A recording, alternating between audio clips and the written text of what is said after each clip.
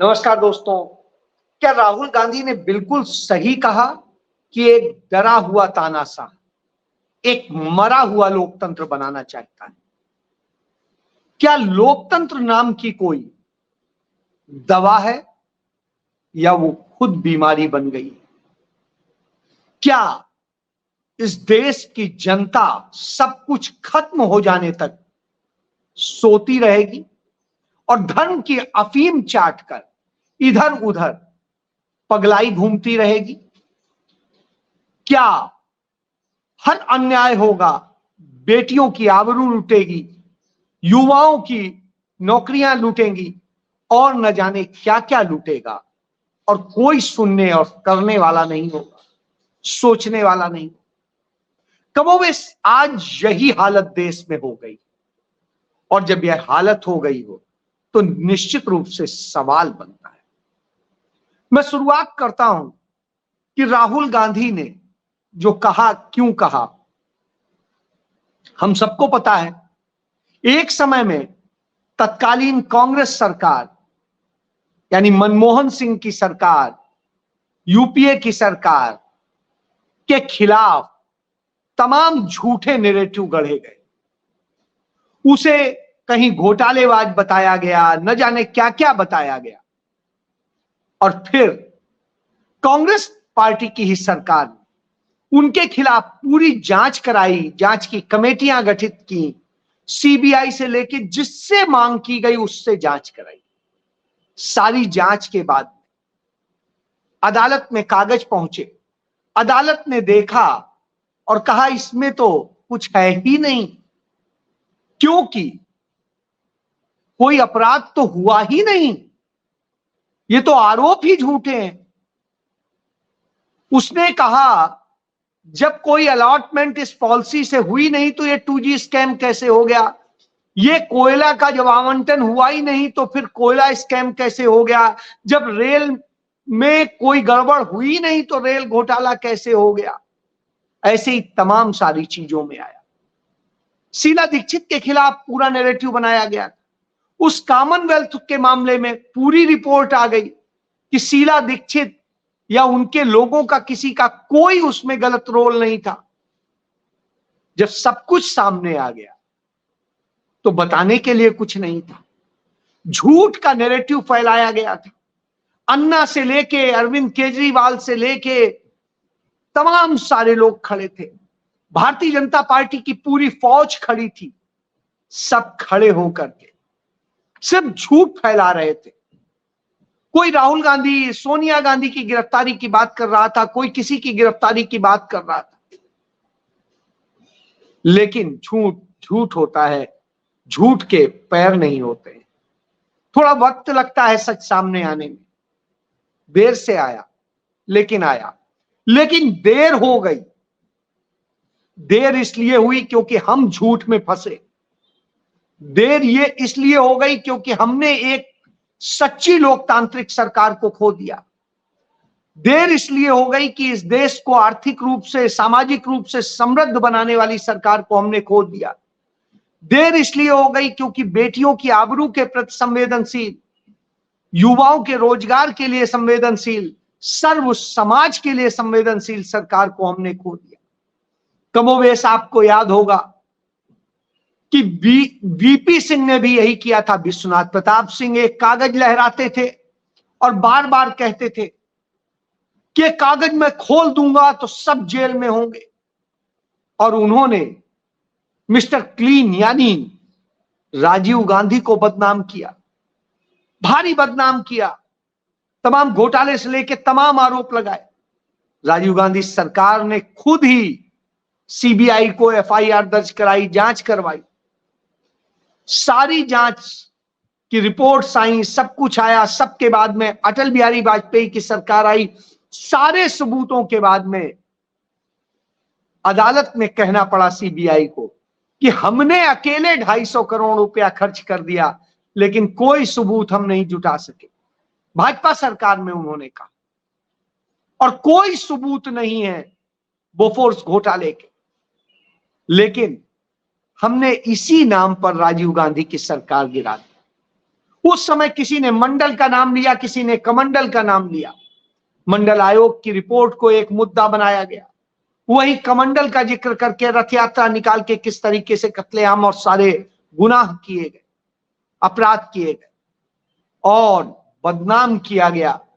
इन सारे के बाद जब नतीजा आता है, सामने आता है, तो आता है कि आखिर मिला क्या? मिला सिर्फ नफरत मिली, जाहिली मिली। वो युवाओं की फौज खड़ी हुई जो व्हाट्सएप यूनिवर्सिटी का ज्ञान दे रही है, वो टीचर्स, वो वकील, वो शिक्षक आए, वो छात्र आ रहे हैं जो व्हाट्सएप यूनिवर्सिटी में पढ़ रहे हैं।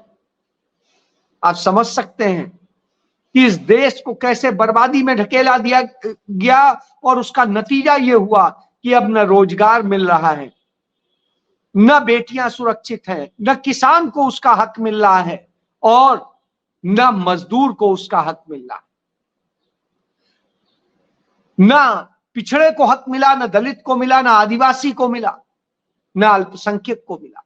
सबके साथ अन्याय हुआ। इतने अन्याय के बाद भी जब पेट नहीं भर रहा है तो डाका डाला जा रहा है चुनाव बॉन्ड के लिए। चुनाव बॉन्ड के जरिए धमकाया गया कंपनियों को, ईडी, सीबीआई, इनकम टैक्स के जरिए रेड डला करके धमकाया गया, जैसे गुंडा पिस्टल दिखा करके आपसे धमकाता है। और उसके बाद में उनसे वसूली की गई, किस चीज की? इलेक्टोरल बॉन्ड की।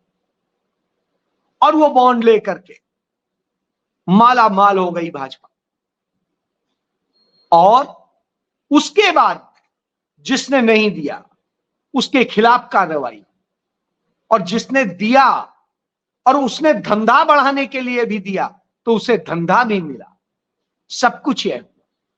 तभी राहुल गांधी कहते हैं कि एक डरा हुआ तानाशाह एक मरा हुआ लोकतंत्र बनाना है। तो उसने वह लोकतंत्र बनाने की कोशिश की, और जब इसके बाद भी वो सफल नहीं होता है तो विपक्षी नेताओं के खिलाफ झूठे मुकदमे करता है, झूठे आरोप लगाता है, झूठे नैरेटिव गढ़ता है, जैसे मनमोहन सिंह सरकार के खिलाफ हुए थे। बहरहाल वो कितना सही है कितना गलत है इस पर मैं जाऊं, इससे पहले मैं बात करूंगा कि जिस तरह से सारी चीजें हुई, चुनाव बॉन्ड का डाटा आया और उस डाटा से पता चलता है कि किस तरीके से 2013-14 का यदि हम आंकड़े निकालते हैं तो उसमें सबसे कम कांग्रेस पार्टी को चंदा मिलता है। तब सरकार थी कांग्रेस की। और 14-15 का जब हम डाटा निकालते हैं, जब भाजपा आ गई थी, तो भाजपा को तब भी ज्यादा मिला था और कांग्रेस के समय में कम मिला था। तो जो यह दलील देते हैं भाजपा के नेता कि चंदा सत्तारूढ़ पार्टी को ज्यादा मिलता है, विपक्ष को कम, नहीं, तब भी आपको ज्यादा मिला था, विपक्ष को कम मिला था। पक्ष को ज्यादा मिला था और विपक्ष को कम मिला था। दोनों चीजें। कांग्रेस पार्टी जब पक्ष में थी यानी सत्ता में थी तो उसे कम मिला, जब वो विपक्ष में है तब भी उसे कम मिल रहा है। आप विपक्ष में थे तब भी मिल रहा था और सत्ता में है तब भी मिल रहा है। क्यों? क्योंकि आपको पूंजीपति पोसते हैं, आपको राजे रजवाड़े पोसते हैं, आपको गरीब नहीं पोसता है। कांग्रेस के पास जो चंदा है वो गरीब का है, मिडिल क्लास का है, उन सब का है। और जब उनका हो तो निश्चित रूप से, और यह मैं नहीं, यह एडीआर की रिपोर्ट कहती है, इससे आप समझ सकते हैं। तो भारतीय जनता पार्टी लूट का धंधा चलाती। अब जब उनका लूट का धंधा चल रहा है तो साहब वो उसको चलाना चाहेंगे, वो क्यों हटाना चाहेंगे? इसके लिए वो कुछ भी करेंगे, कोई भी गलत सही काम करेंगे। इसका भी उदाहरण मौजूद है। आप याद करिए, आतंक और दूसरी चीजों का तमाम का नाम लेते हैं। बीजेपी के सोशल मीडिया का जो इंचार्ज था जम्मू कश्मीर का, वो तालिब अली शाह आतंकी था, लश्कर तैयबा का आतंकी था। और वो भारतीय जनता पार्टी का, बीजेपी का आईटी सेल का प्रभारी था, इंचार्ज था जम्मू कश्मीर का। और किनको मारने जा रहा था? अमरनाथ यात्रियों को।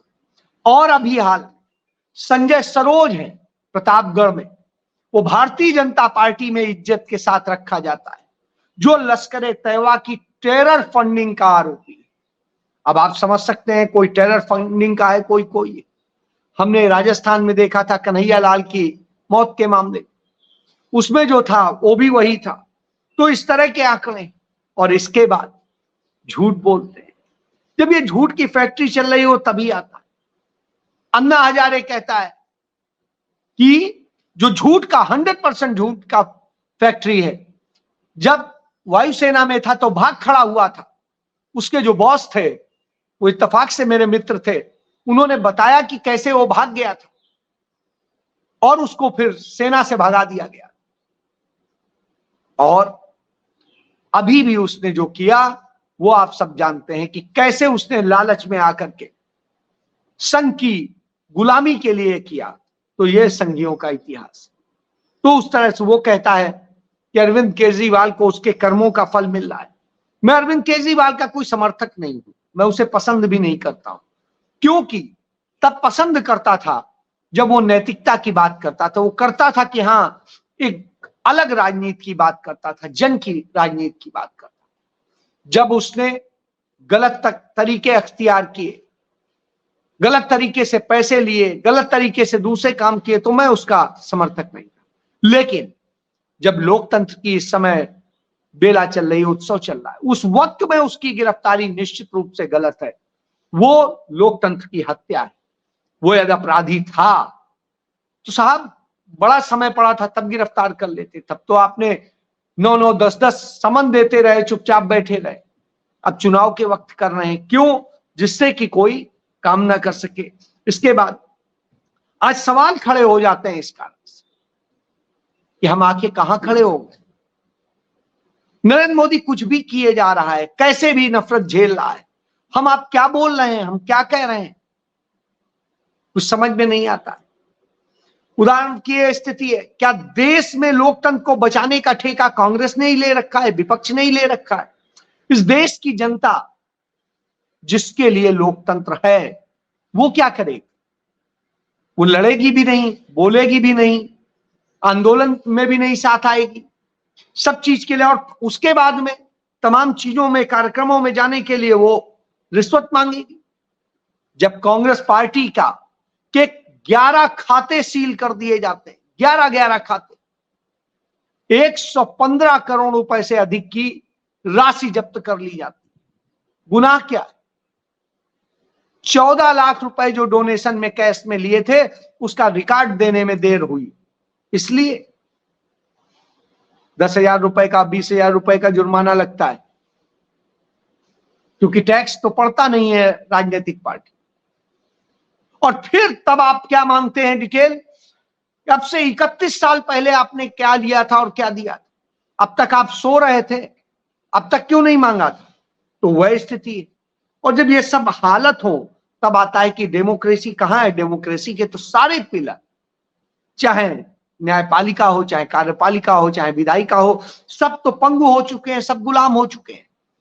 भारतीय जनता पार्टी और उसके लोग झूठे विज्ञापन छपवाते हैं, झूठी नफरत कराते हैं, उस पर चुनाव आयोग कुछ नहीं बोलता है। कांग्रेस पार्टी सच के विज्ञापन देती है जो चुनाव बॉन्ड से आया, तो कोई अखबार, कोई बड़ा मीडिया छापने को तैयार नहीं होता। इससे आप समझ सकते हैं कि क्या खेल चल रहा। इस तरह की स्थिति है। पैसा दे करके वो दे रहे हैं, कोई मुफ्त में नहीं छपवा रहे हैं, तब मना कर देते हैं। कानूनन तो मना नहीं कर सकते, क्योंकि लेवल प्लेइंग फील्ड की बात खुद इलेक्शन कमीशन कहता है, लेकिन साहब हम सब जानते हैं उसकी गुलामी।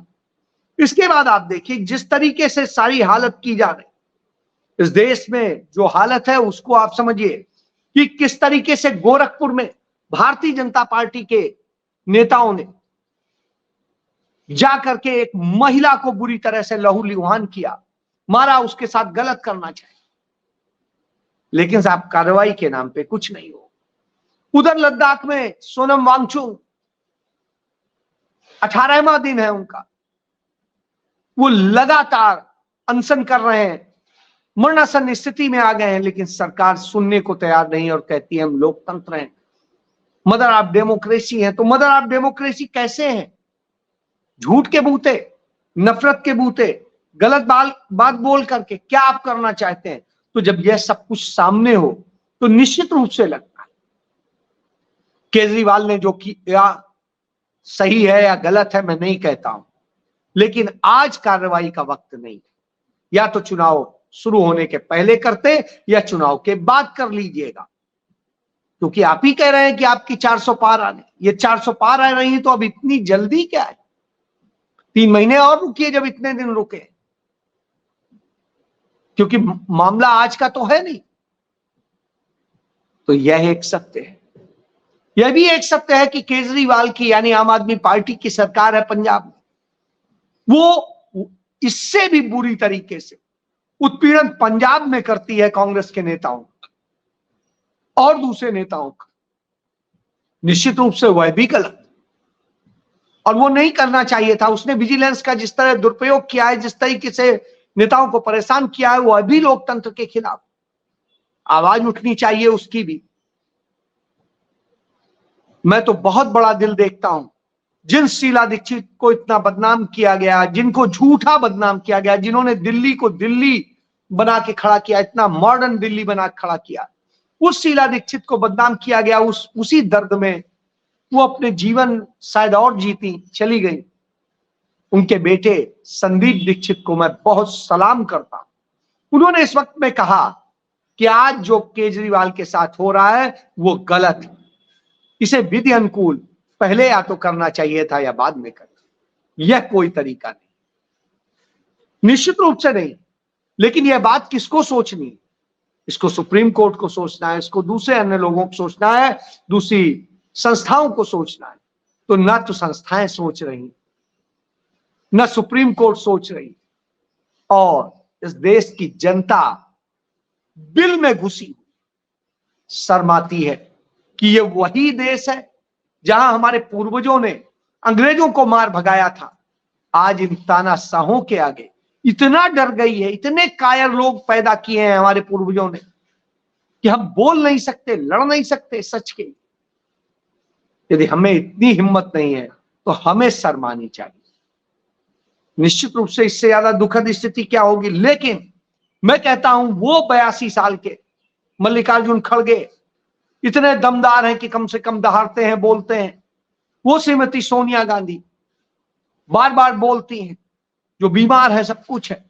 वो राहुल गांधी देश के हर कोने में, देश के बाहर, सब जगह डेमोक्रेसी पे चर्चा करते हैं, लोगों के हक पे चर्चा करते हैं। वो नरेंद्र मोदी पर सीधे अटैक करते हैं, आरएसएस पर करते हैं, और सच के लिए करते हैं, अपने लिए नहीं। ऐसी स्थिति इस देश की जनता का कोई फर्ज नहीं है। जिसके लिए लड़ाई लड़ी जा रही, जिसके लिए सब कुछ हो रहा है कि उसे कैसे हक दिलाया जाए, तो ऐसी स्थिति में सवाल उठता है कि आप क्या कहें। कांग्रेस पार्टी के पास में आज फंड नहीं, उसका सारा पैसा जब्त कर लिया है।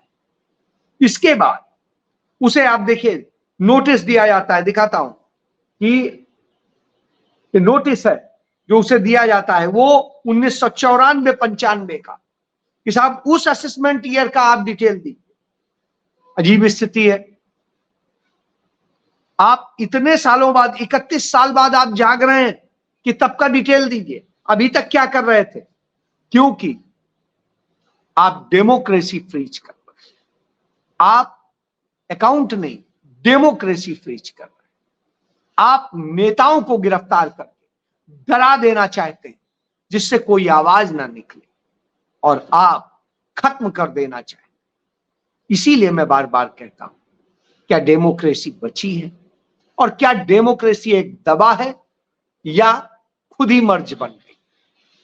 सवाल आप पर छोड़ता हूं, क्योंकि डेमोक्रेसी आपसे, क्या आप उसे बचाने के लिए आवाज बनेंगे? जब बनेंगे तो खड़े होइए राहुल गांधी के साथ, लड़के दिखा दीजिए कि एक जनता इतनी ताकतवर, वो जवाब देगी।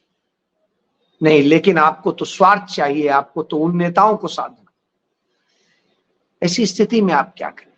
नफरत से बुझे हुए आप लोग क्या लोकतंत्र बनाएंगे और कैसे बनाएंगे, सोचना। जय